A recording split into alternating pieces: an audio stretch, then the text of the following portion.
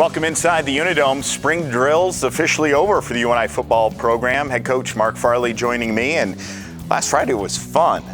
Kids clinic, very well attended, and then your team put on a performance. We saw some great flashes on all three parts of the game with special teams, offense, and defense on Friday. We did some good things for the amount of time we've been together, and how they worked it. I was very pleased. I thought we did some really good things offensively, and that kid clinic before, it started with that, and there's 200, 250 kids, and that's the future of UNI. I mean, that's the people you want in the stands, is those kind of families.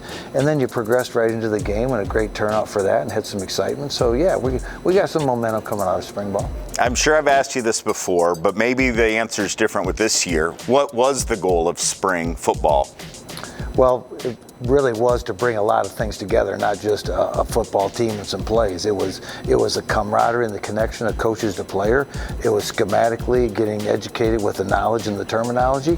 And then to me, it was the rhythm and the tempo with how we played the game, of how well it was communicated so the players could feel the speed of the game because they were confident, and I thought we saw that. And so mission accomplished with what you want to do this spring with the time that you had with the guys to get your hands on them? It was mission accomplished, and it wasn't the whole playbook, but we kind of cut it off. I wanted to get it in the playbook, but I also wanted to cap it where the players could really show what their talent was too, because there's an evaluation of talent going on that probably won't be there in the fall. So it was to find out the kind of talent we have so we can figure out how to play to it, but at the same time was let's get as much in as we can. All right, let's break down the individual position groups, and we'll start with defense, the D-line.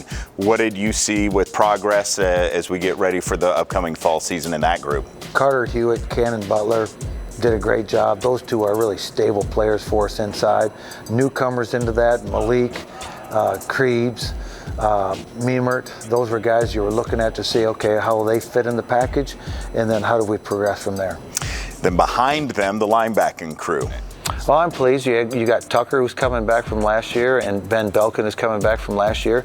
But I thought Caleb Frazier stood out. I thought Albert Nunes stood out. You spent a lot of time with those guys, right? I spent a lot of time with those guys. I mean, that's, we've always want those great linebackers in there. That's my makeup. That's where my eyes are always moved towards.